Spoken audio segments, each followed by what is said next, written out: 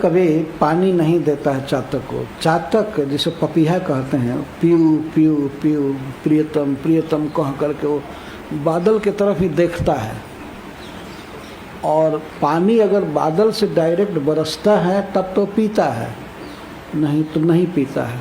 यद्यपि पृथ्वी पर सरोवर, नदियाँ, समुद्र भरे पड़े हैं, लेकिन चातक कभी एक बूंद भी पानी धरती का नहीं पीता है। और जब पीता है तब वर्षा का पानी, तो वह पी पी रटता रहता है, बादल की तरफ देखता रहता है। तो बादल पानी बरसावे चाहे न बरसावे, यहाँ तक कि बादल कभी पानी न बरसा करके सीधे ओला बरसाता है, पत्थर बरसाता है। और चातक का चोंच और पंख टुक टुक हो जाता है। यह कोई काल्पनिक बात नहीं है, यह सत्य है। आजकल तो चातक दिखाई नहीं पड़ते हैं, लेकिन हम लोगों ने देखा है चातक, पपीहा कहते हैं उसे, वो रटते हैं। तो वो रटता रहता है, बादल से इतना प्रेम है कि उसी का पानी चाहेगा।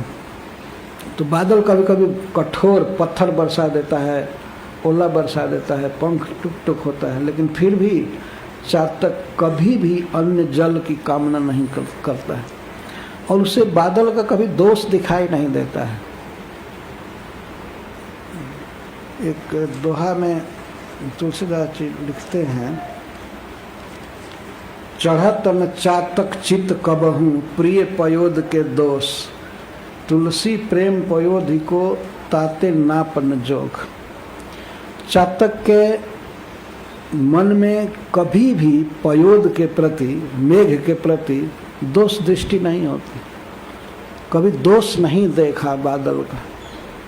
जब बादल कभी गरजता है, पत्थर बरसाता है, वज्रपात करता है, लेकिन फिर भी चातक के मन में मेघ के प्रति दोष दर्शन नहीं हुआ। तुलसीदास जी कहते हैं कि वास्तव में प्रेम पयोधि का कोई नाप है और न जोख है। प्रेम समुद्र की कोई थाह नहीं है, और न तो कोई वजन कर सकता है उसका। नाप न जोख, नाप नहीं है, जोख नहीं।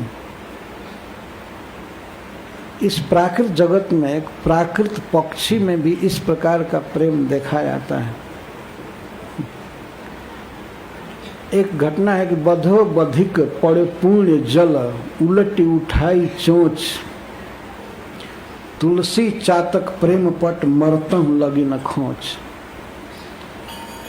एक बार की बात है, एक चातक उड़ता हुआ जा रहा था, बादल की तरफ मुख किया था और जा रहा था उड़ता हुआ। तब तक बधो बधिक, एक बहेलिया चातक को बाण का निशाना बनाया, मार दिया। तो चातक गिरा। तो कहाँ गिरा? परे पुण्य जल, बहुत पवित्र जल में गिरा, बहुत पवित्र नदी में, श्री गंगा जी में गिरा। परंतु गिरते समय भी उलटी उठाई चोंच, अपने चोंच को उल्टा उठा करके रखा आकाश के तरफ, कि कहीं गंगा का पानी मेरे भीतर ना चला जाए। कभी किसी नदी का पानी नहीं पिया था, सरोवर का नहीं।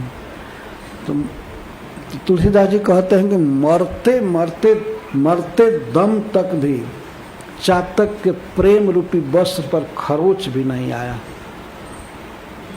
खरोच नहीं आया। इतना प्रेम है उसे बादल से। बताइए, मरते समय गंगा जी का पानी भी मुख में न चला जाए।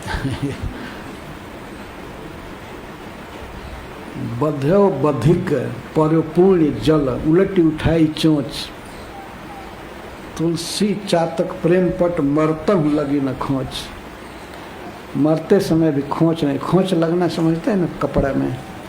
अगर यह प्रेम एक कपड़ा है तो उस पर खरोच भी नहीं लगने दिया। मरते समय, और तो मर ही जाएगा, और तो पानी में गिरा है तो वहाँ भी पानी नहीं पी रहा है और बहलिया बाण मारा है, पर देख रहा है अपने प्रियतम मेघ के तरफ। तो इस तरह ये श्री राधा रानी का प्रेम है। ऐसे श्री राधा रानी का प्रेम चातक की तरह है, यह कहना अपराध हो जाएगा। श्री राधा रानी का प्रेम तो और द्वितीय है, किसी से उपमा नहीं दी जा सकती, परंतु इस संसार में उनके प्रेम को समझने के लिए एक उदाहरण चातक का दिया जा रहा है। हरे कृष्णा कृष्ण कृष्ण हरे हरे, हरे राम राम राम हरे हरे, हरे कृष्ण कृष्ण कृष्ण